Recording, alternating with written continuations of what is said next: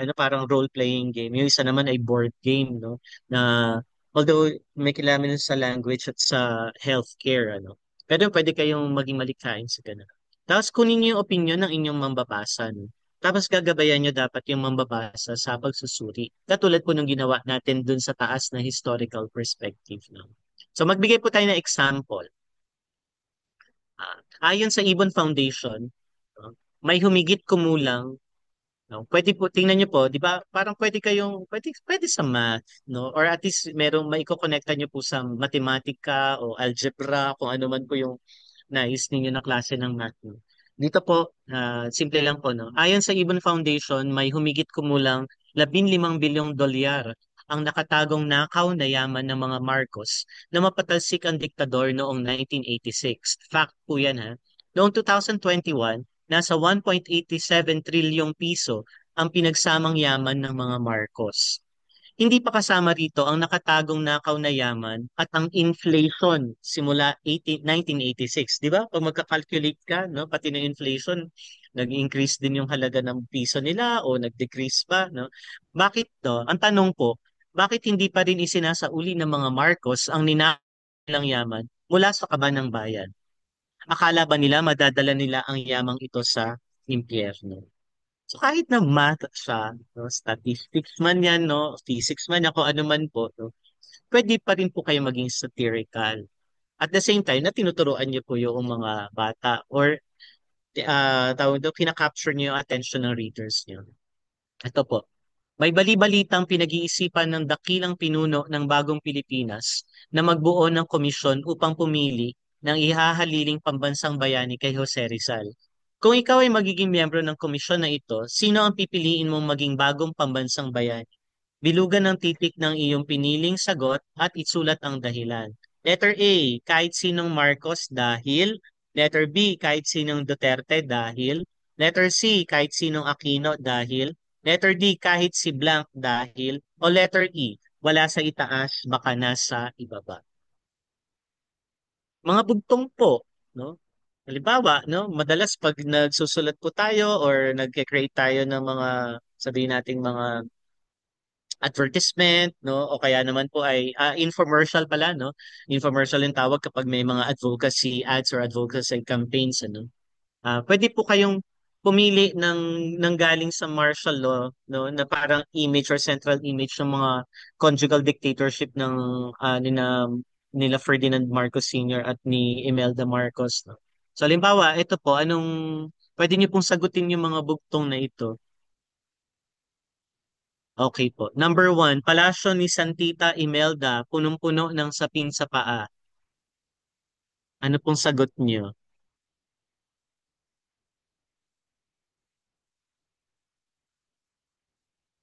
Meron po ba nakakaalam? Wala yata sumasagot.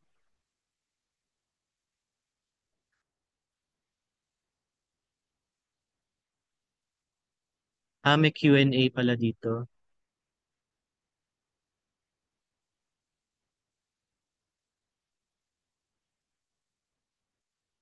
Kunwari po, tingnan niyo po ito. Yung palasyo wala pong meron po ba sumagot? Very good, no? Malacanang po, no? Tama, hindi Marikina. No? Pero doon nagpapagawa si Imelda din, no? Sa Marikina. No? So, palasyo ni Santita Imelda, punong-puno ng sapin sa paa, Malacanang. Kamay ni Marshall, gawa sa bakal.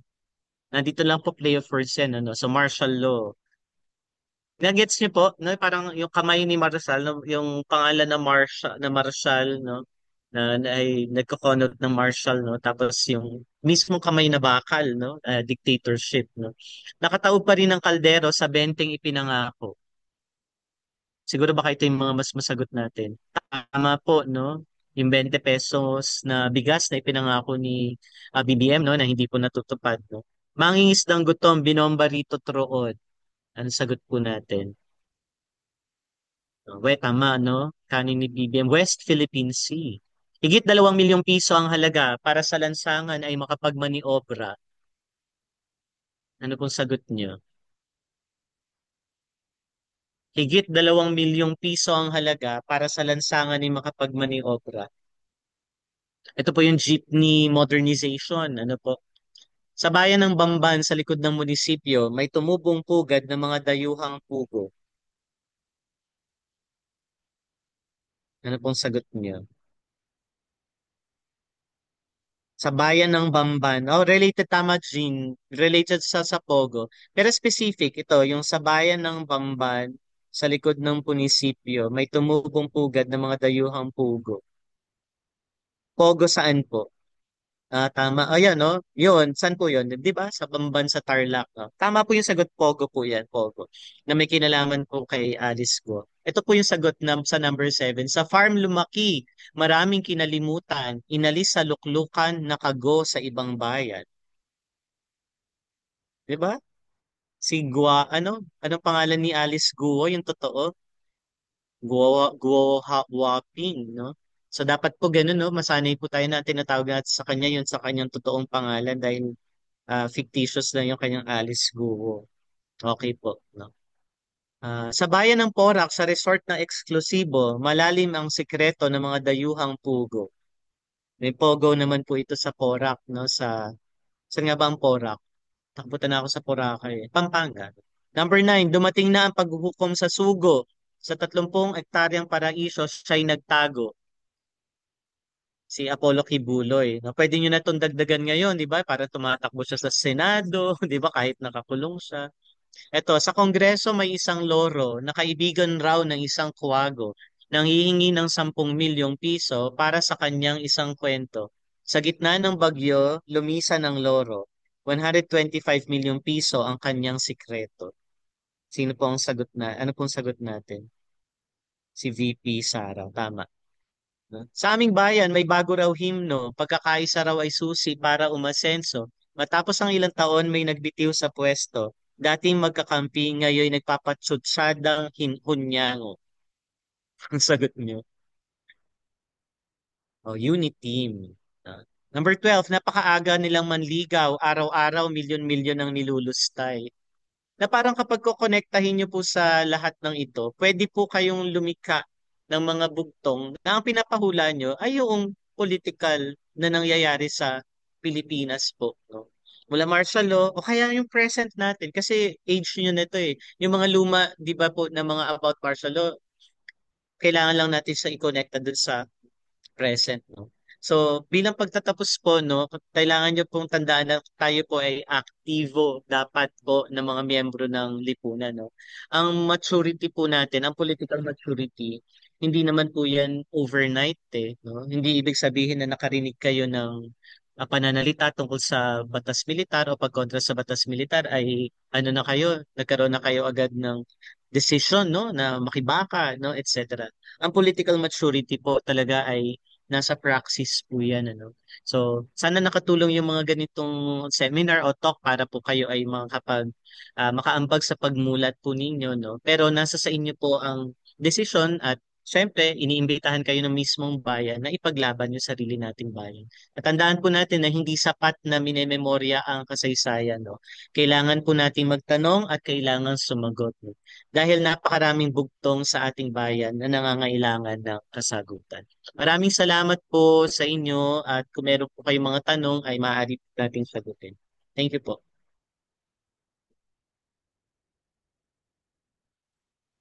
Salamat po. Parang may nabasa ako sa Q&A.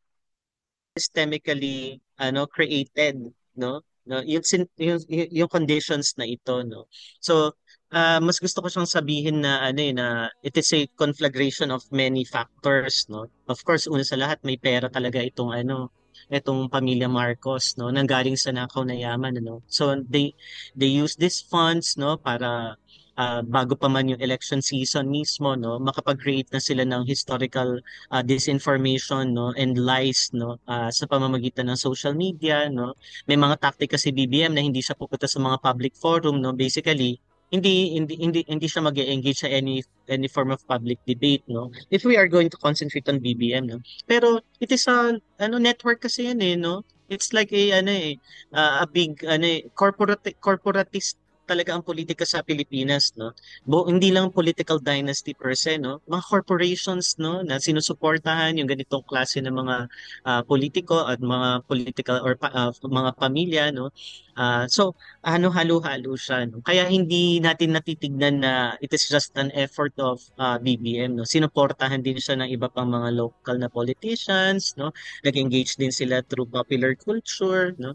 So ano, ang to cut the long story short, there is much to be done, no? Hindi ko pa nga binanggit kanina na napaka-importante, 'di ba, na grabe sa education natin, no? Ah, Pag tinitingnan nyo ngayon sa ano natin sa education system natin, ano, nasa na ang history, nasa basic ed, nasa elementary na lang po. Wala na siya sa high school, wala rin siya sa senior high school, sa college optional lang po siya, 'di ba? So, ano yun no? Ano yun nagpatong-patong yan, no? Parang inaani natin din kung ano yung mga nangyari na pagbubura sa kasaysayan at hindi sa kasalanan ng taong bayan kahit kailan. Kahit ng mga bumoto kina BBM, kina Duterte, no? No? Merong talagang sistema na yung naghaharing uri, no? Na yun yung nilalabanan ng mga progresibo at radical at revolusyonaryong puwersa. So I think more than anything, kailangan mas magpanday tayo gamit ang historical perspective, gamit ang malinaw na progressive action, ano, para hindi lang labanan yung historical amnesia o historical distortion kasi it is just the tip of the iceberg, no? Itong mga ganitong klase ng kalaban, no? Ang kalaban natin sistema. Yun talaga yun, no? So kailangan natin ng total ng change, no? Ng radical change in society, no? Para matigil yung ganitong klase ng mga uh, fascist and putschist na mga systems natin. Tapos sagutin ko din itong I wonder if you have any observation about whether martial law are significant in Filipino migrant identity. Oo, no, malakas siya, no. Actually, dalawang bagay siguro yan. Una, merong mga writers o mga sabihin nating mga Filipinos na medyo sabi ko middle class or well off during noong martial law period, no, that they had the luxury to be expatriates, no? So lumabas sila ng bansa, no? So they also tell their story about martial law based dun sa kanilang limited na middle class or upper class sa perspective, no? Kaya ako nga kanina sinasabi sa inyo na na parang kailangan tinitingnan natin 'yan, no? Yung hindi lang generation, hindi lang soji, no? Pati social class nila, no? Kasama din syempre doon yung kanilang lugar, no, na pinagmumulan, no? So, importante 'yon kasi ang nagbabind sa maraming Filipino in terms ng popular democracy dati ay EDSA talaga, no?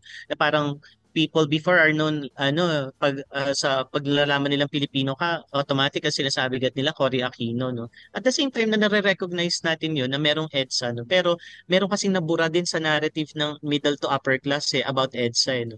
The pivotal role, the important role of the masses, no, and the progressive movement, no. Yung mga radical, no, yung mga revolusyonaryo, no. Parang sila yung nawala doon, parang sa popular history, hindi sila yung nakikwento kung hindi yung Aquino, no? Eh hindi naman yan about Aquino, no? Ang EDSA People Power Revolt, no? Culmination lang yun, no? So important din ang migrant stories kasi kahit sa panahon ng martial law, maraming kwentong migrante o usaping migrante, no? Tandaan nyo dyan mga nag-start yung mga labor export policy, no? Panahon ng Batas Militar, nag-intensify din yan sa panahon ni ERAP at ng mga succeeding na presidencies, even lalo na nito sa panahon ni Marcos Jr. Ano pa ba? For both speakers, but Sir Vice for storytellers, siguro okay na ako doon, Ma'am Mix Mai, no? Doon sa storytellers kasi parang yun yung nabanggit ko ng kanina. Pag gumagawa po ako ng character sa kwento, nagre-research po ako sa mga biographies sa bantayan ng mga bayani. Tama yun, no? Pwede mong gawin yun. Tingnan mo yung mga biographies sa bantayan ng bayani at dun sa iba pang mga digital museums and digital archives like dun sa Ateneo, meron din dito sa UP Diliman, ano? Tapos ano din, mag-interview din ng mga pamilya, no, ng mga survivors, no. Tapos yung mga nakaranas ng tandaan niyo din ang martial law, hindi lang naman siya nung panahon ni Marcos Sr. eh. 'Di ba? May martial law din. Ibig sabihin kailangan ipapakita mo yung continuum, no? Yung epekto talaga, no? Ng iba't ibang ng mga martial law sa iba't ibang panahon, no? Spanish period may martial law, no? Tapos kay Quirino, I think, no? Tapos si ano, I'm not sure kay Quirino, no? Pero panahon ni Gloria Macapagal-Arroyo, no, nagbatas militar. Duterte, no, nagbatas militar. So, if you're able to suture, no, and to connect these martial laws, makikita mo yung pagkakapareho at intensification.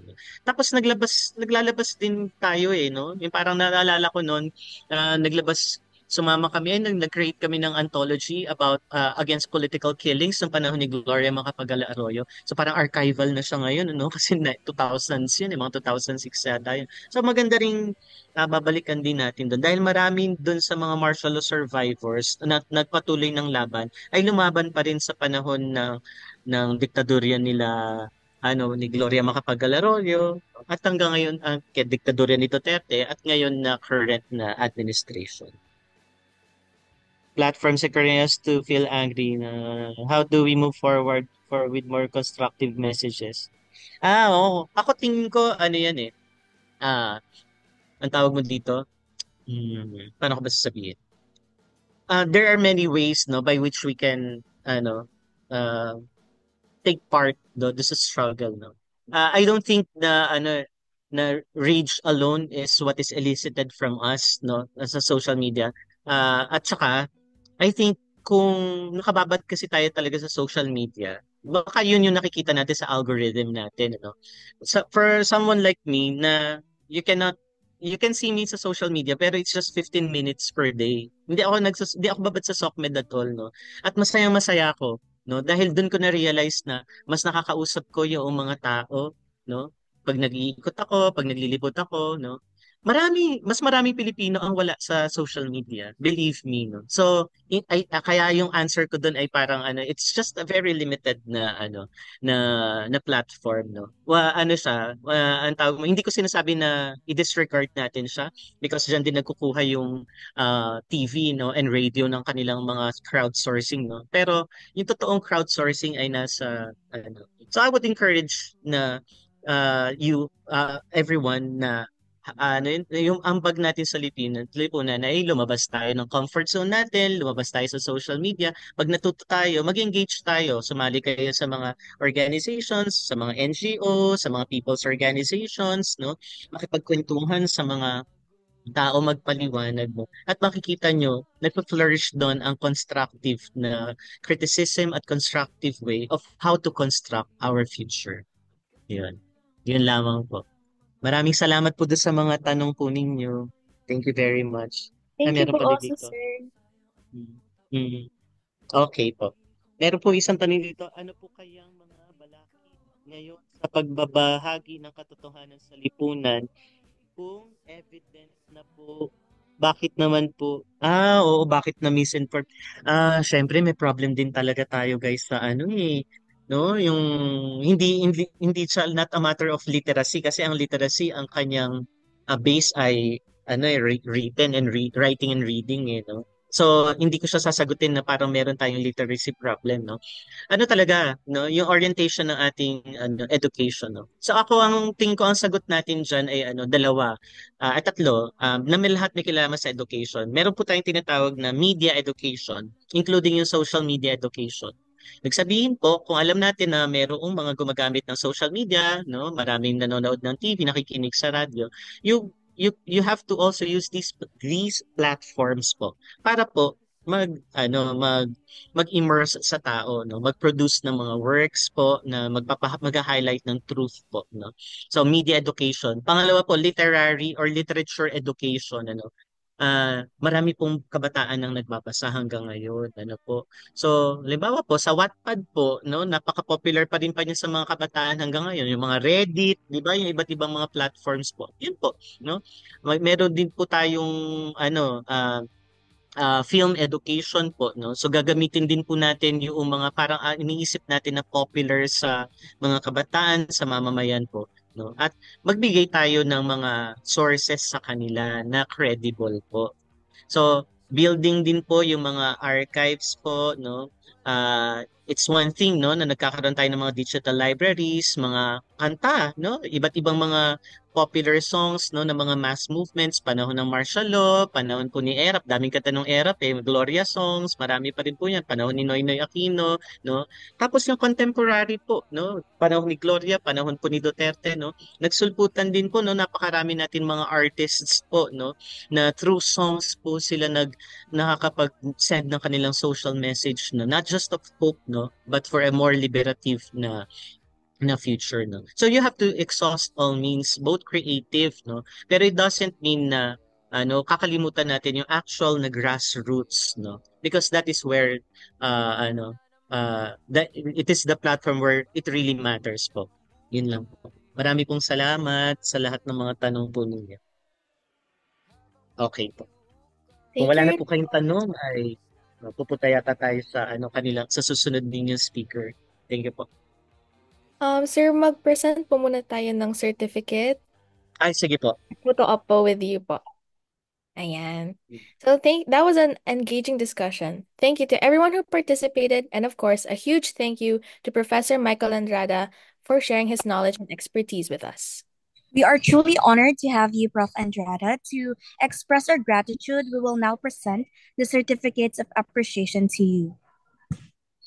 We award the certificate of appreciation to Prof. Andrada for being our speaker in our forum entitled Resistance, Resilience, and Remembrance: How Martial Law Shaped Philippine Contemporary Identity, given this on the 5th of March, 2025. May we request everyone to turn on their cam po for a photo op po. But if hindi nyo po kaya mag-turn on ng cam, it's okay. Ayun, let's just wait for yung mga mag-on ng cam.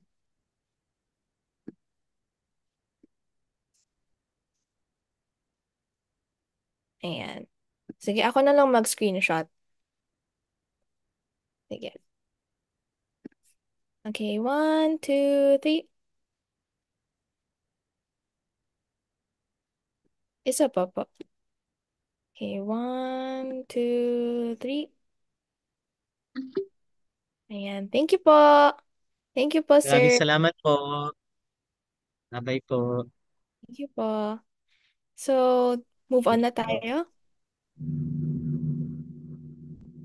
So now let's introduce our next speaker. Our next speaker is Sir Carl Ramirez. He is, wait, sorry po. He is a Filipino composer, vocalist, and songwriter dedicated to using music as a form of advocacy. He is the music director and songwriter at Porda Lab, an advocacy and creative consultant at Earth Island Institute Philippines, and the coordinator of Musica Publico. Carl Ramirez's music has been a voice for resistance and change, amplifying important social and political issues in the country. Let's all give a warm welcome to our next speaker, Sir Carl Ramirez. Magandang gabi po sa inyo lahat. Naririnig ba ako? Yes po, sir. Good evening po. Ayan, magandang gabi po sa inyo lahat.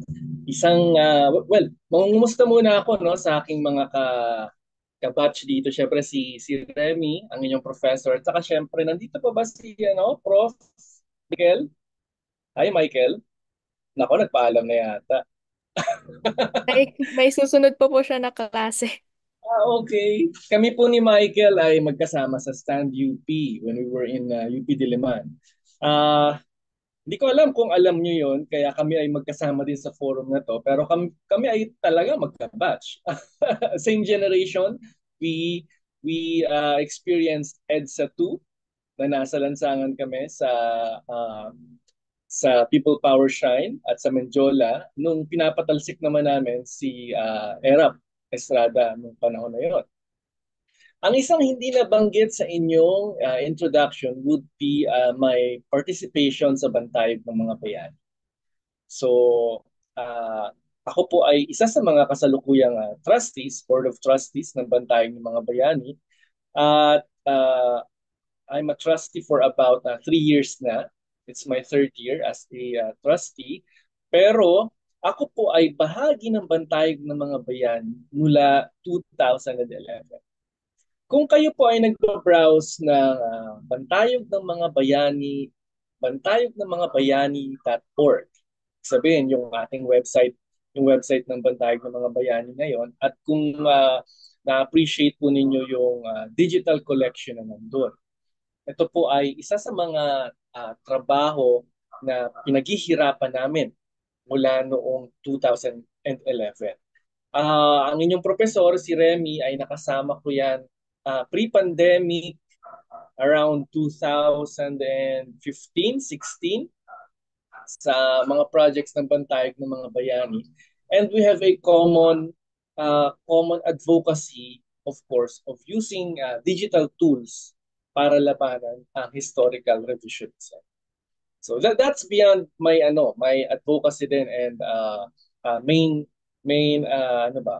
na pinagkakaabalahan bilang isang singer-songwriter at saka music producer. Nung inimbitahan ako ng inyong klase, actually sabi ko nga kay Remy, parang ano ba ang aking ikwento? Hindi ko naman inabot ang martial law. In fact, ang inabot ko, tama si Michael, ang vibrant sa aming mga memories noon would be yung pagtatanggal ng Voltes 5 sa airwaves at syempre yung dagsa ng mga tao nung pinatay si Ninoy nung assassination niya at saka yung mismong EDSA People Power. Para sa akin personally, ang aking father, ang aking mga parents ay actually fought martial law. My father actually is a fought martial law above ground, ibig sabihin through the mass movement, and also went underground to fight it head on kasama ng mga ng armed resistance ng panahon na yon, in which he was captured and became a political prisoner. Kung familiar kayo sa website na Arkibong Bayan, yan, ito ay likha ng aking tatay, Simon Ramirez, at yung repository naman na makikita ninyo doon sa arkibongbayan.org ay collection niya ng mga news clippings, pictures, and chronicles ng martial law. Ito po ay sinishare ko sa inyo dahil mas nauna ito kaysa sa Bantayog ng mga Bayani.org na kung saan ako naman ang isa sa mga nandun sa team creating that with the Bantayog ng mga Bayani Foundation. Sinishare ko ito sa inyo dahil my family actually inspired me to take on social relevance. Hindi man nila kaming magkapatid pinipilit na, oy, sumama kayo ng rally. Pero dahil nasa bahay yung mga iba't ibang libro, iba't ibang babasahin tungkol sa panahon noon. At hindi ko alam kung dahil yung henerasyon namin ay uhaw pa sa mga libro, uhaw pa sa pagbabasa, uhaw pa sa impormasyon, hindi mawawala na makakabasa ako ng mga sulatin at saka mga anong tawag niyan, mga archives sa kanyang koleksyon tulad ng siguro popular para sa inyo yung Philippine Society and Revolution, yung Struggle for National Democracy, at saka yung iba't iba pang mga magazines noon. At that time kasi, yung different magazines, kahit yung simpleng Mr. and Mrs. at saka yung Liwayway, they have parts of social commentary. So pero binabanggit ko to na na nabasa ko sila tapos na yung martial law. High school na ako, that is around 1990s na. So, binabasa ko sila na i-inspire ka na anong tawag niyan? Na-inspire kang maghanap pa ng impormasyon tungkol sa panahon yun. So that curiosity fueled yung aking paghahanap pa ng ibang impormasyon at paghahalongkat pa ng mga gamit ng aking tatay, mga libro ng aking tatay, hanggang sa nung ako na mismo ay nasa UP Diliman. By the way, I took up applied physics sa UP Diliman. Nung ako na ang nasa UP Diliman and and what I was able to immerse myself doon sa mga uh, protest actions sa UP Diliman. Alam niyo ba na ang pinakaunang protest na nasamahan ko sa UP Diliman would be yung yung protesta laban sa paglilibing kay Marcos sa libingan ng mga bayani. So, ano to 1998. This was 1998. So I got interested and then I joined a protest action noon sa tawag nito sa Oblation. At ang topic namin noon was that. From there, nakakonect ako sa iba't ibang mga na naging kaibigan ko na, ng mga activists na back then. At doon naging malalim yung aking involvement with organizations that share a common cause. Una na niyan, naging bahagi ako ng isang regional organization that we call UP Ibalon. Alam ko sa UPLB merong Sarumbanggi, tama ba? May Sarumbanggi na organization. Sa UP Diliman, there was UP Ibalon. At ang alam kong activities ng different organizations back then, including our student party na stand-up, was, of course, to regularly have national situationers.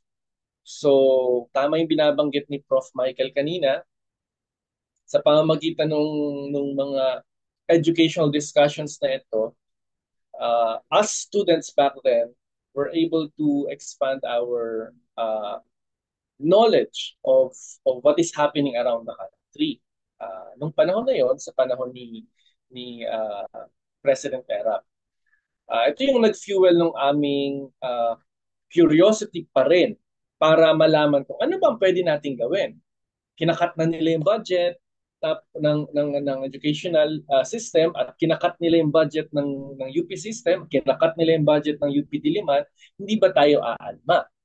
So at that point, a lot of students na engaged dito sa mga discussions na to decided na we should actually join these protests. We should come together. We should encourage other students, other schools, other universities na magsama-sama at iprotesta yung ganitong mga polisiya. Back then, I was part of a science group dahil ako ay dahil ang course ko nga IPS Applied Physics. Pero eventually, I saw that I saw the value of creative work sa pag-shape ng kung paano nag-iisip o nagre-react ang mga tao.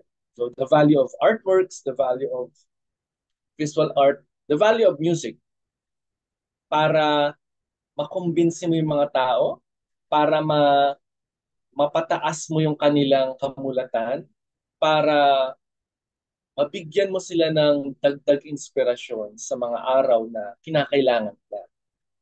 Lalo na kung sila ay involved sa isang laban para sa kanilang kabuhayan, para sa kanilang kalusugan, para sa kanilang pamilya, para sa kanilang bayan.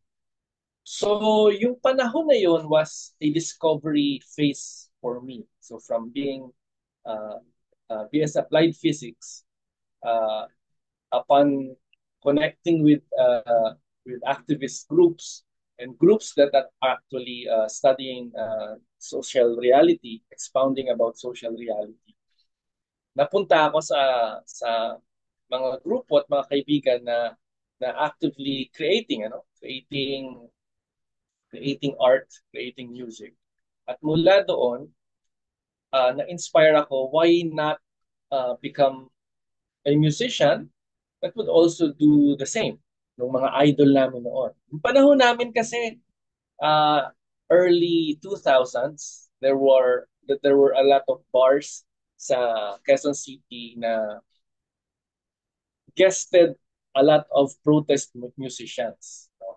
From Joey Ayala to Gary Granada to the remaining individuals of Buklod back then, hanggang dun sa mga contemporary nung panahon na yon. reggae was a contemporary genre ng panahon namin. So, it was the time actually na dumagsa din yung proliferation ng mga MP3s eh.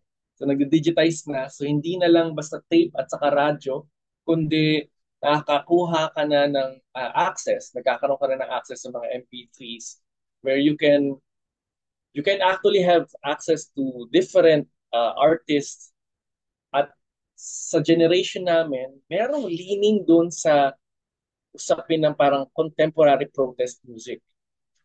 So, kung gusto niyo malaman kung ano tong dalawang hit sa panahon namin, that would be kung hindi si Bob Marley, for both they are actually both foreign. Kung hindi si Bob Marley, it would be Rage Against the Machine.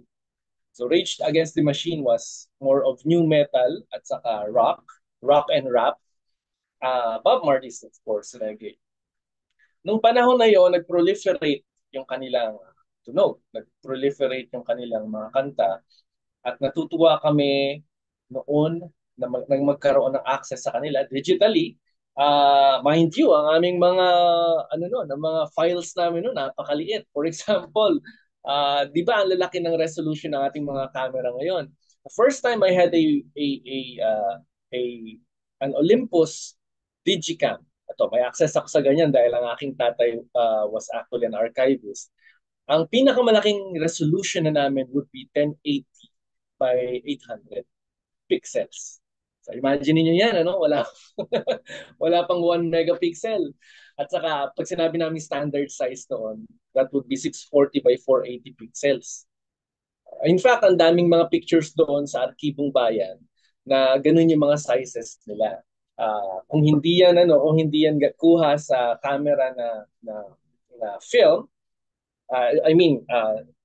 really film camera, kuha yan sa mga kalalabas lang noon ng mga digital cameras. Na ganun lang ang resolution, 1080 by 800 o kaya mga 640 by 480.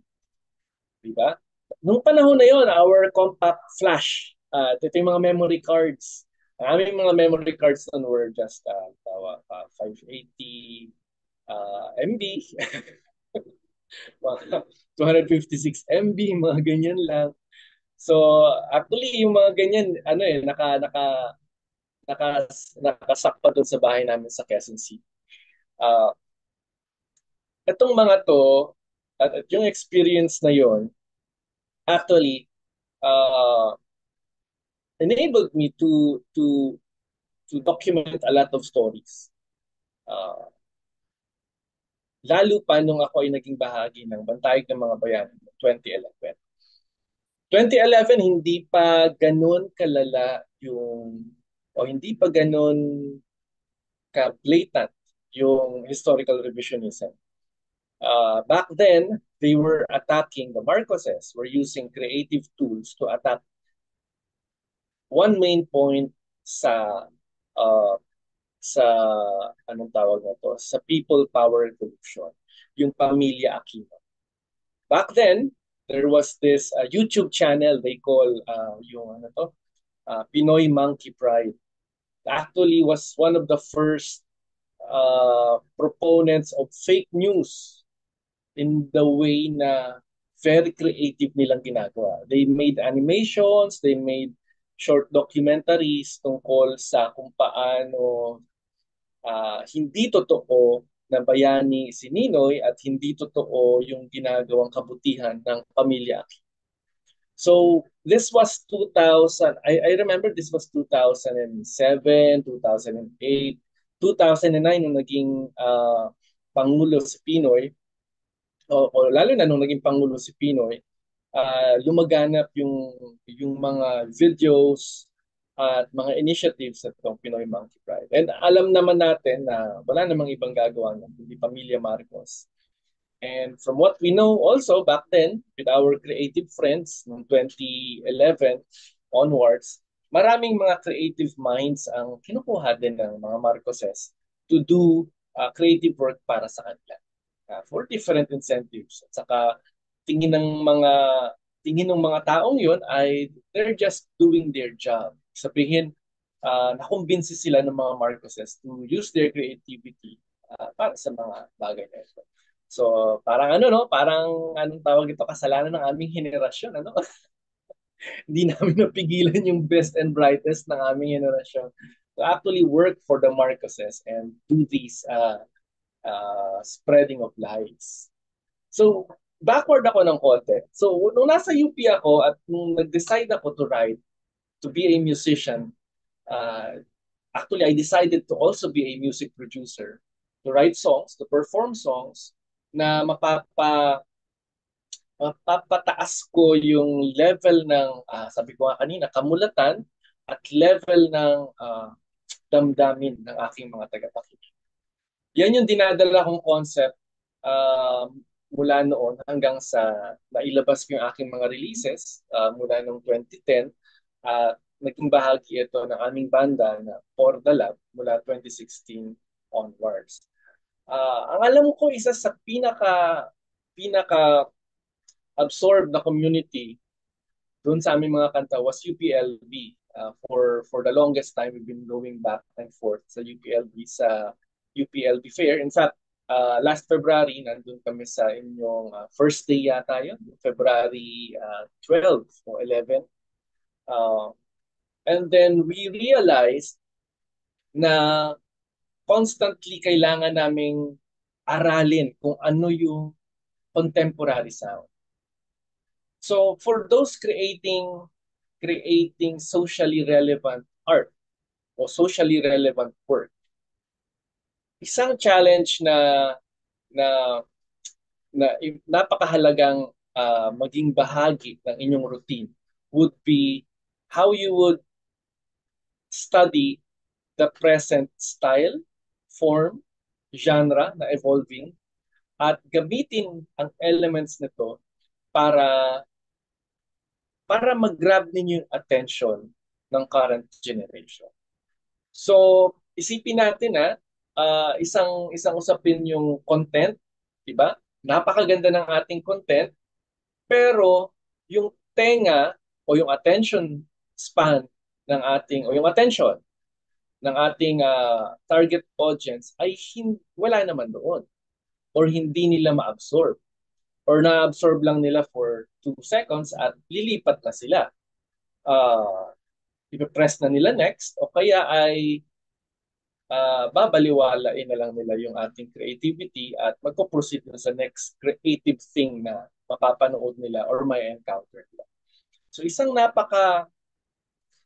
napakalaking bagay yun na kailangang aralin ng uh, ng creative community, lalo na yung mga creative community practitioners na may malasakit sa ating bayan, kung paano mo maitatagos yung message of social relevance doon sa current audience. So, ito halimbawa, marami dito malamang ang merong access sa Spotify, sa streaming platforms, di ba? Hindi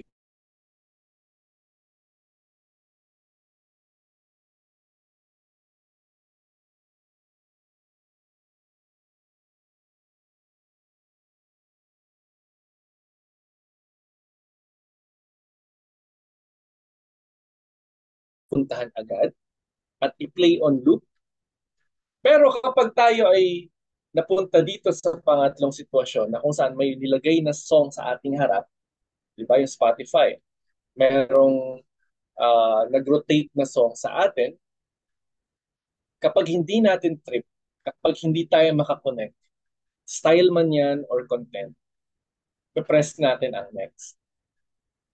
So, ganun, imagine ninyo yung challenge sa lahat ng mga creatives who would want to put their work, their message sa ating generation, sa inyong generation.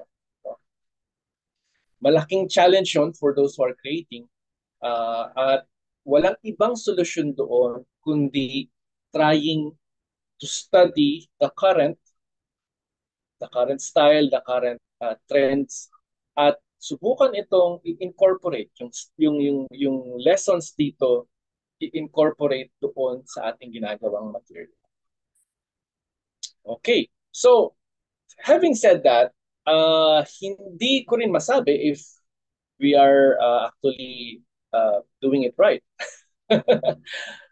For Bantayog ng Mga Bayani, since 2011, we've been trying to adopt different styles para mailagay sa young generation, sa harap ng young generation, yung kwento ng martial law. Kwento ng mga bayani, kwento ng mga lumaban, kwento ng tagumpay ng mga ng Filipino people laban sa martial law. From 2011, ang naging milestones namin would be yung 2015 na kung saan naging interested ang kabataan noong 2015 sa issue ng libingan ng mga bayan. And they did access online a lot of bantayog ng mga bayani materials both sa Facebook at saka sa website. At ito ay patunay na nag-work yung aming form at that time para sa kanila. The next milestone para sa bantayog ng mga bayani was the 2022 national elections. After the national elections, a lot of the young people noong 2022 accessed Bantayog ng Mga Bayani's archives, messaged the Facebook, reposted a lot of posts sa Facebook, at ginamit nila ito sa pag-air ng kanilang frustration ng hindi nanalo si Lenny. At papasok tayo sa isang panibagong era na kung saan ang anak ng diktador ang siyang naging presidente. Ang third milestone namin would be much more recent. Just last February, access to our website and access to the Facebook page breached around 2 million reach, going to 3. No? And that's just a span of 1 month. Previously, 100,000 reach in a month, 200,000, 500,000 reach in a month. Yun yung pinakamalaki. Nung panahon nung kay Lenny, nung panahon nung 2022 elections, after matalo ni Lenny, the highest was for that year, 2022, was 2 million reach.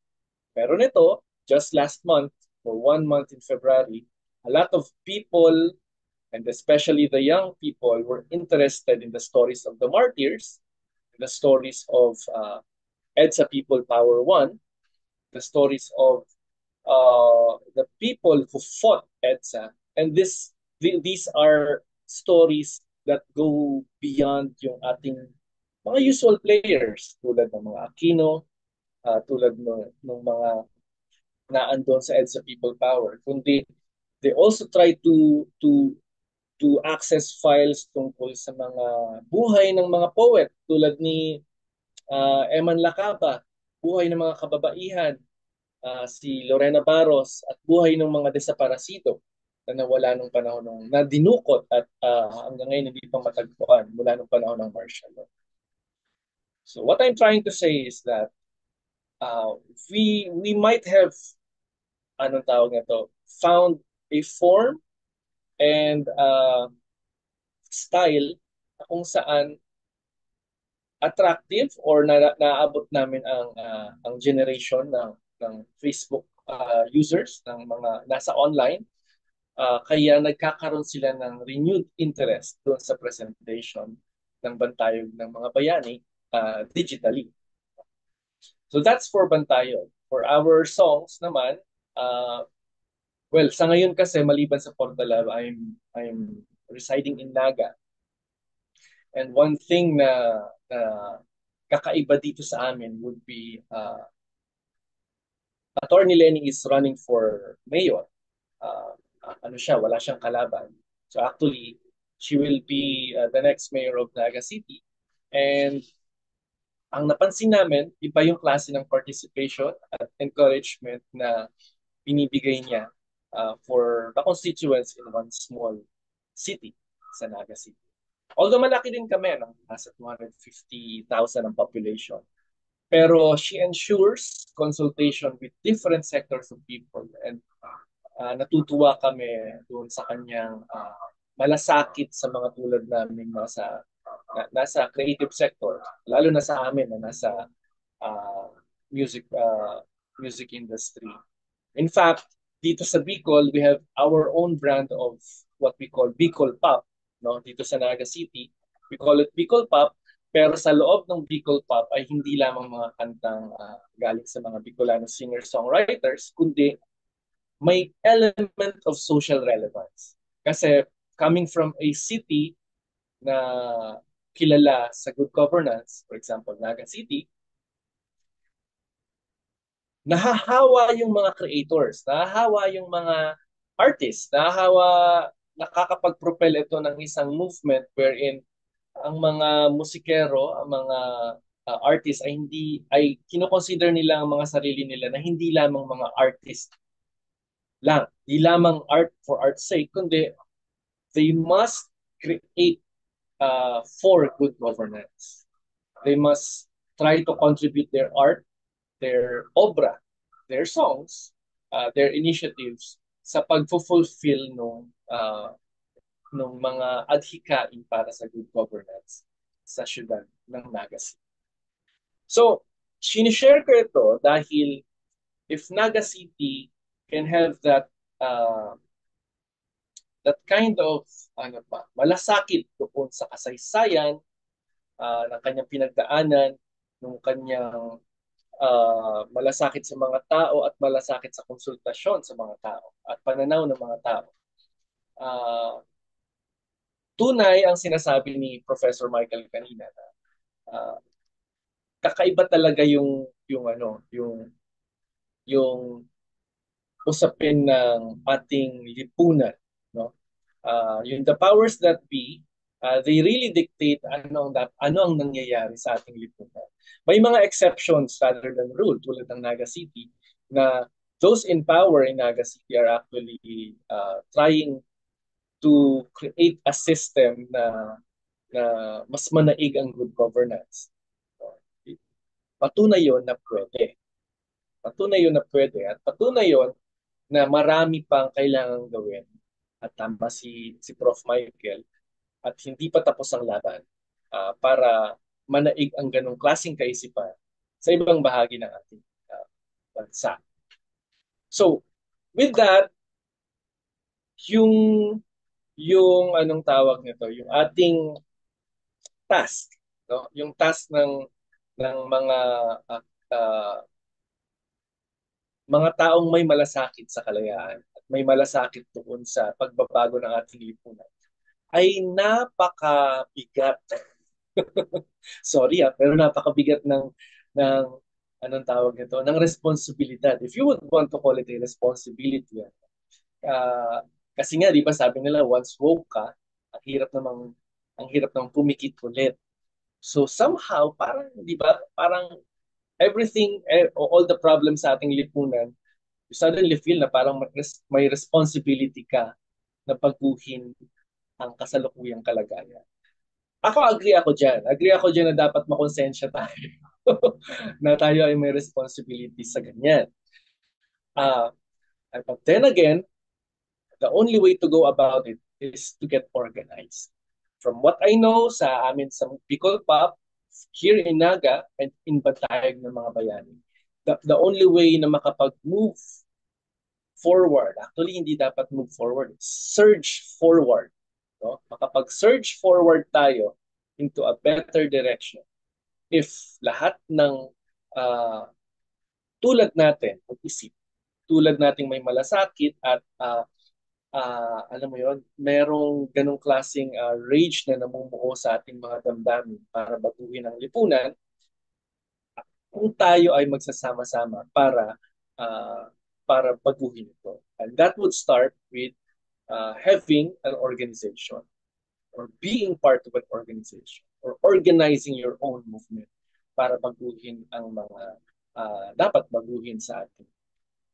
So, yung bagay na yan,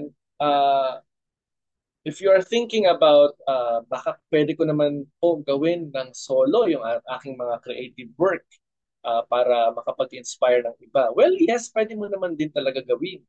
Pero mas lumalaki ang impact kapag sumasama ka sa isang network, sumasama ka sa isang organisasyon At uh, naglumilikha kayo ng coordinated at sabay-sabay. No? Powerful pa rin yun. Even sa music industry, from what I experience, iba pa rin kung ikaw ay solo or of course, given na yun, pasok ka sa mga big record labels. Pero iba pa rin kung meron kayong network tulad ng musika publiko at dito sa Bicol would be Bicol Pop. Meron kayong network that creates that ecosystem para kayo ay magtulungan at mag-thrive. So remember, ang mga movements, even kung panahon ng martial law, lahat yan maraming players. Tama si Professor Andrade doon. Maraming players at kadalasan, ang maraming players na yan ay bahagi ng mga organisasyon na binuo dahil may common may common principles, may common interest para labanan yung mga mapang-api at nagsasamantala sa kanilang sitwasyon. So yun. So sa ngayon, yun muna. Unless may gusto kayong itanong sa akin. So that's the long story short of it. Sige, sabi ng inyong professor, si Remy. Uy, ako nawala. Sorry Alam niyo ba, kanina, nakapag-login ako from the laptop using my wife's account. Hindi, and then, of course, gamit din niya pala. Kaya, eto, nauwi ako dito sa aking phone. Baka sakali lang may mapiga pa tayo. Someone from Naga, maybe you have specific ideas and best practice stories na swak sa mga creatives na based in Mabalacat, Angeles, Clark, Freeport, and the rest of Pampanga Central. Okay. One thing na being a songwriter, isa sa aming pinapahalagan would be the concept of huwag kang magsusulat tungkol sa bagay na hindi mo alam. So, ibig sabihin, kung gusto mong magsulat tungkol sa topic na to, the best way ay alamin mo yung topic na yan. And the best way, lalo na kung social issues ang gusto ninyong isulat, at current social issues, the best way would be to go and immerse yourself dun sa community na affected. Of course, it would entail a lot of logistical needs, pero isa yon sa pinaka-effective na paraan para maintindihan ninyo kung paano mag-isip, paano mo isusulat yung kanilang kalagayan kasi naandun ka kasama nila at directly ikinikwento nila sa inyo at nararamdaman mo mula doon sa kanilang pagkakwento yung kanilang anong tawag nito, yung kanilang hindi lamang kasi dapat posisyon tungkol sa isang issue ang inaalam, di ba? Kundi yung mismo nilang pakiramdam about the issue. Lalo na kasi kung creative work yan, you draw out the emotion din eh. Hindi lang naman yan basta academically, ito yung issue, ito yung solusyon, it's either a yes or a no, di ba? Mali o hindi. Mali o tama. Hindi naman yun ganun eh. Kundi along the way, ang daming mga usapin tulad ng ano ba yung naramdaman nila, ano ba yung mararamdaman nila kapag pumasok ito o kapag nangyari yung ganitong klaseng bagay. Yung mga bagay na yun ay hindi mo makukuha. Well, siguro yung iba pwede nilang makuha sa pag-research sa Google, pero the best way to really understand that would be to go there sa kanila at mag-immerse sa kanila. Now, for Naga City, ang isa sa mga unique sa electoral process ng Naga City would be, ito sila, Attorney Lenny, they did a comprehensive consultation sa lahat ng communities even before the elections para makapag-come up ng mga nominees for the city council. So, di ba usually sa iba't ibang mga lugar, meron kang halimbawa, may gustong tumakbo ng mayor, may gustong tumakbo ng vice mayor, tapos kukuha sila ng mga galing sa mga prominent families, kukuha sila ng mga konsehal nila. At yun yung bubuuhin nilang party na itatakbo. Unique yung nangyari kay Attorney Lenny dahil, at least for me, first time ko ma-experience na naging part kami of a consultation of actually nominating kung sino-sino gusto naming maging bahagi ng City Council. So that's something na sa kanya lang namin na-experience. My wife ran for councilor sa isang bayan ng Tinambak dito sa Bicol. And we experienced yung the works, yung binabanggit na guns, guns, gold, para lang mapikilan ang mga progressives na manalo. In fact, there actually are a series of tawag na to.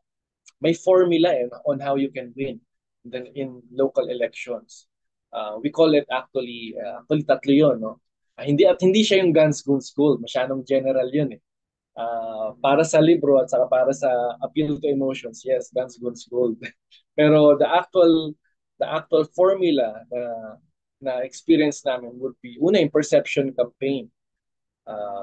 It's all about how you would brand the candidate and do a communications campaign para lumaganap tong brand na to. At yung brand na yon is supposedly papunta sa kung paano siya mamahalin ng mga tao. So it's a complicated perception campaign. Pangalawa would be your organization. So yung isang kandidato, hindi pwedeng wala siyang organized force. Yes, they go around house to house, nagpo-post na rin yung kanyang team, pero kulang yan. Kailangan meron siyang organized people that will actually vote for him or her. At pangatlo, there's always that key na kung tawagin namin ay funding. So kahit malakas ang perception campaign mo, the way you project your candidate, at malakas din ang iyong organization, marami kang volunteers, minsan kailangan mo uh, isolve yung usapin ng fund. So doon yung ibang mga kandidato na very well off, nakapag-fund sila ng sarili nila. Yung mga kandidato naman na, na tingin nila kailangan nila tapatan ng pera yung kanilang kalaban, they will go and get convince other funders na eventually ay sisingilin sila kapag sila ay naupo na doon sa kanilang syudad or sa kanilang town. At paano sila sinisingil? Sinisingil sila by way of projects and favors na niriri papunta sa kanilang mga contractors. So, yun yung actual technical details on how national and local elections are being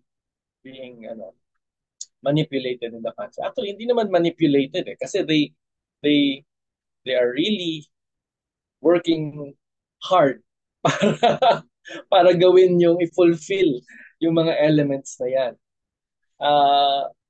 Yung iba, siyempre anong tawag na to, hindi tama eh.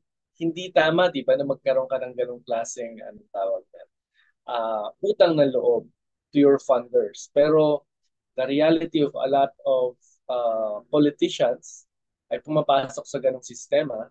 Yung iba, Machiavellian, so tingin nila just so makaupo sila ay papasok sila sa ganong klaseng sistema. Pero marami, yun ang difference ngayon mula 2022. A lot of people were inspired by Attorney Lenny, at maraming mga politiko are slowly turning away doon sa ganong klaseng system. Marami, pero not that many. Pero hindi tulad noon na talagang pera-pera lang. This time around, I know of a lot, halimbawa dito sa Bicol. Hindi ko alam kung dahil nasa Bicol kami, and most of the Bicol region voted for Lenny and was inspired by her campaign. A lot of politicians are doing away with yung ganong klaseng campaigning at nag-incorporate ng substance sa kanilang pangangampanya. So, kung i-count natin yung kampanya ni Lenny as a form of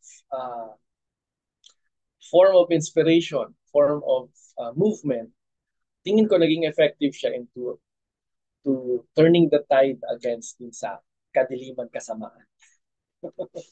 And somehow, right now, hindi man ganun kadami, pero may mga kakampi tayo sa ating gobyerno, ng mga politiko that are also willing to to have that pink initiative ika nga, for good governance. So yun po. My story ends there unless meron kayong mga katanungan. And may question. Ayan, may Sige po. question. Paano ko malalaman yung questions pala? Mababasa ko Nasa, ba yun? nasa chat box po, but I can read it for you if you want po. And from Mai Castillejos, fangirling agad. Sorry, excited. Hehe. Thank you for your work. I especially enjoy Por the Labs, Mag-alay sa Bayan, and of course, Ngayon ang Panahon. I'm curious about other musicians who incorporate social issues in their music. Could I ask for playlist suggestions? Maybe first, a classics lineup of artists who have been influential in socially relevant Philippine music from the 90s to the 2010s. And then, second, a contemporary lineup of new acts making a splash in the 2020s. Okay, you're in luck. Kasi meron tayo sa Bantayog ng Mga Bayan, there's a section we call multimedia. So if you've been there, you will know na meron dong part na Inang Bayan playlist. Ang tawag namin Inang Bayan playlist. So we assembled I think it's a Spotify playlist eh. Check nyo na lang. Nasa Bantayog ng Mga Bayani.org. Meron dong Spotify playlist that we call the Inang Bayan playlist. It's a compilation of everything released everything released in the platform sa Spotify. Kasi di ba Spotify private platform yan eh. So ibig sabihin, the artist, even the classic artist na lumikha ng mga socially relevant songs, option nila ilagay dun sa platform yung song nila. So everything na nahanap namin mula sa platform ay nakalagay doon. From Buklod, from Rom Dongeto, from Noel Cabangon, from Gary Granada, from Joey Ayala, na andun sila, hanggang sa mga henerasyon na namin ng 2000, hanggang sa aming mga kanta. So it will be a growing list. Hopefully, more artists or owners of the music in the past. Kasi yung ibang mga artists, of course, ay hindi na active. Pero may mga owners ng music nila eh. We hope ilagay din nila ito dun sa platform. Ngayon, kung wala doon, merong pangalawang setting, yung malayang musika. Nandun din yun sa loob ng Bantayog ng Mga Bayani website. At nasa Arkibong Bayan din. These are classic MP3s. So they will be played only through the browser ng arkibongbayan.org. Pwede nyo rin i-rip kasi di ba may kayang-kaya na yan eh. Ginagrab yung mga MP3s. Kaya na ng generation nyo yun. Okay, sige po. Babasahin ko ba to? Ito kay sa chat. Okay, sa chat muna. Anonymous participant. Speaking of forms, sana po magkaroon ng Bantayog Comic-Con sa Bantayog Sticker Con. Yung sticker con kaya yata meron eh. Pati t-shirt con. Mga different kinds of shirts, statement shirts. Alam nyo, nung ako ay nung 90s, sorry, nung 2000s yan, nung panahon ni Erap, we were collecting shirts. We were collecting stand-up shirts kasi every year naglalabas kami ng different stand UP na t-shirt. Before that, it was Samasa. So, mga Samasa t-shirts din nun. And then, the different statement shirts ng panahon. Ano kami? Excited kami sa mga ganun. Hindi ko alam kung ganun pa rin ba yung generation ngayon. O at least generation nyo. Kasi ang anak ko, alam niyo ba ang anak ko ay senior high school na. At ang preference niya would be Uniqlo. Alam niyo yun? Okay, from Mayik Castillejos. For both speakers, what's your advice for storytellers, artists, and other creatives who want to create art that tells the story of martial law? What do we say? How do we learn more? How do we find a market? And how do we find platforms for our art? And if we do this, will we ever be able to quit our day jobs? Haha! Day jobs? Ah, alam niyo ba, merong isang ad agency that they considered Bantayog as a beneficiary of their CSR. Yung anong tawag nga sa corporate social responsibility. And they created an ad. They created a collection. Ang tawag namin, nandun yun sa sa Bantayog website. Ito, binabrowse ko ngayon. Ang tawag namin would be yung Bantayog Street Memorials. If you're familiar with it, the Bantayog Street Memorials that happened in 2023, it was created by individuals inside an ad agency. They volunteered their time. Ang sa akin balance. If you want to go, if you need to explore opportunities para sa inyong creativity, isa lang advice ko doon. Sana pumili tayo ng mga ahensya na hindi mapang-api, na hindi gumagawa ng creativity supporting yung mga, of course, kumpanya at mga individual na mapang-api. Marami naman yan. Even the top agencies may ganong klaseng value na ina-uphold sa kanila. They do not create for clients na nakilalang halimbawa abuser, di ba? O kilalang nagsasamantala ng mga manggagawa o may mga labor problems o may mga o nagla-land grab, may mataas na value naman yung kanilang mga ahensya, yung mga private companies na to. Okay magtrabaho doon. And if you have some more time pa, I suggest you volunteer your creativity, your skills sa pag-create ng mga kakaiba at saka mas contemporary ng mga bantayog ng mga ano tawag nito, likha na makakatulong sa pag push ng message ng bantayog at ng buong movement for against historical revisions. Pero yung kakalimutan yung sinabi ko kanina, wag lilikha ng hindi niyo alam, no? Wag magpupumilit lumikha ng isang obra tungkol sa isang bagay na hindi niyo lubos alam. Yun ang susi ko. When you do that, when you do not do that, I mean, kapag ikaw ay mas nagsiyasat tungkol sa isang bagay, mas nagiging maliban sa mas madaling gawin, di ba? Minsan nandun din yung writer's block o nandun yung creative block. Wala ka kasing alam dun sa bagay na yun eh. Kaya ang hirap magsulat tungkol doon. Pero maliban pa doon, mas nagiging authentic yung connection mo doon sa issue at yung delivery mo nung topic at nung obra. Si Shane, induktibo to everyone. Okay. With today's digital platforms, protest music and advocacy songs can reach a wider audience, but they are also at risk of being censored or suppressed. How do you deal with this challenge in your work?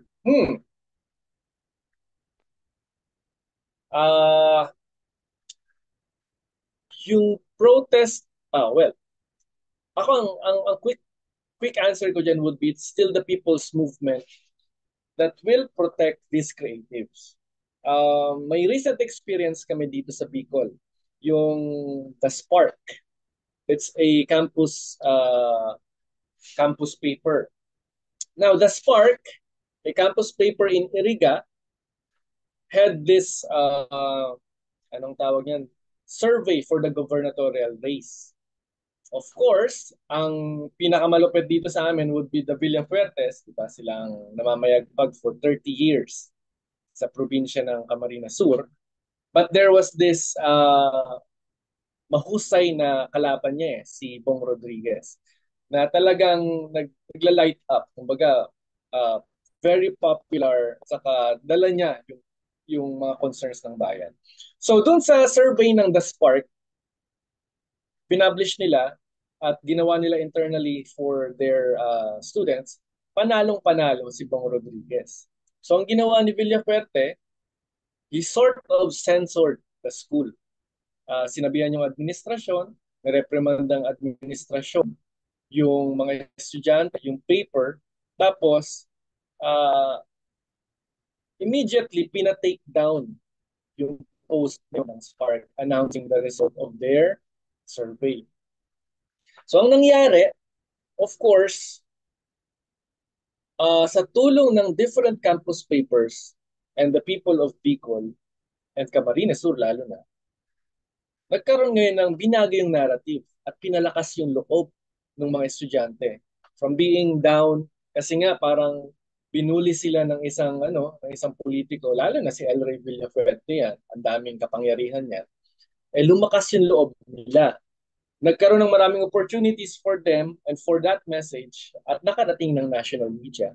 So the censorship actually was countered by a message of hope and inspiration galing sa mga tao din na nangahas na labanan yung ganong klaseng censorship. So for the songs that we put in different platforms, it will be, of course, the followers and even the people on the ground na maaasahan namin to actually propel itong mga awitin nito. Pero kung mapapansin ninyo, a lot of the young mainstream acts, kahit yung pinapatugtog nyo kanina yung kay Zil, di ba?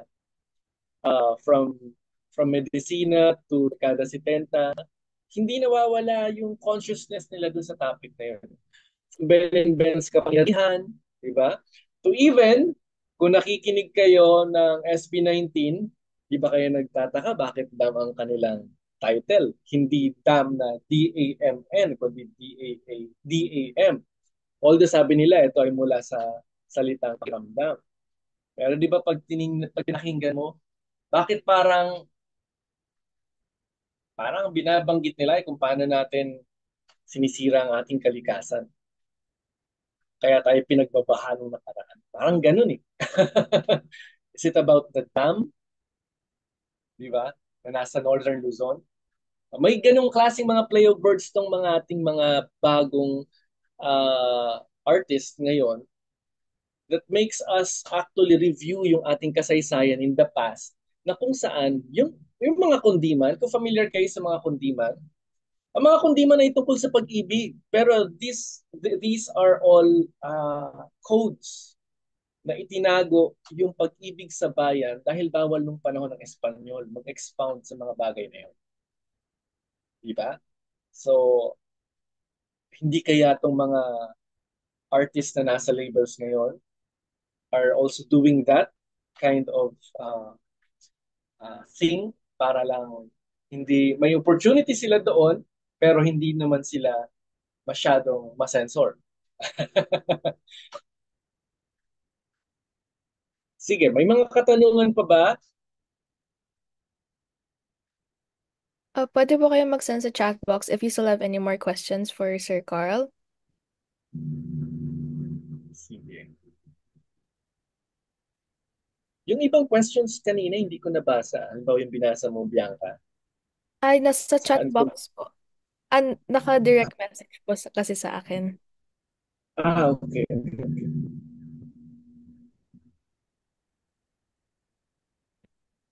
Ayun, I think naka-ask naman na po lahat ng questions na pwedeng i-ask. So, thank you so much, Sir Carl Ramirez, for that insightful discussion. Summarize, he discussed how strong music impacts and influences minds, especially in our generation. Napakalakas ng instrumento upang ma-amplify ang ating mga pinaglalaban. Personally, as a musician, manghang-mangha ako sa mga composer katulad ng ating speaker na si Sir Carl dahil nako-convey nila ang kanilang mga gusto nilang ipadama sa mga nakikinig in such an artistic way. So that was really an engaging Q&A session. Thank you to all who participated and of course to Sir Carl for sharing his expertise and experiences with us. We are truly honored to have you, Sir Carl Ramirez, with us today. To express our gratitude, we will now present the Certificate of Appreciation. We award this Certificate of Appreciation to Sir Carl Ramirez for being our speaker in our forum entitled Resistance, Resilience, and remembrance, how martial law shaped Philippine contemporary identity, given this on the 5th of March 2025. Ayan. Pwede po ba tayo mag-picture ulit with our speaker?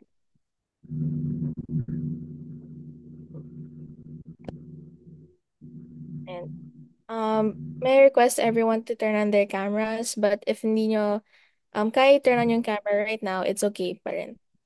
And I'll be the one to screenshot ulit. Alright. 1, 2, 3. Isa pa po. Ang cute, may puso kasama si sir. 1, 2, 3. Ayan. Thank you po. Maraming salamat. Thank you po. And as we come to the end of our forum, we hope this discussion has encouraged all of us to reflect on the importance of remembering our history, not just as an act of looking back, but as a responsibility to shape a better future. We would also like to thank our partners, the UP-DEP Cultural Committee, UP Frontliner, UP Depot Student Council, for making this event possible. And of course, thank you to everyone who joined us today here's a Zoom meeting and who participated in our live. May we continue to resist historical distortion, remain resilient in upholding the truth, and remember our past as a guide for the future. Together, let us strive for a future where truth prevails and be a lifelong student of learning. With that, we now conclude our forum entitled Resistance, Resilience, and Remembrance, How Martial Law Shaped Philippine Contemporary Identity. Once again, thank you everyone. Good evening.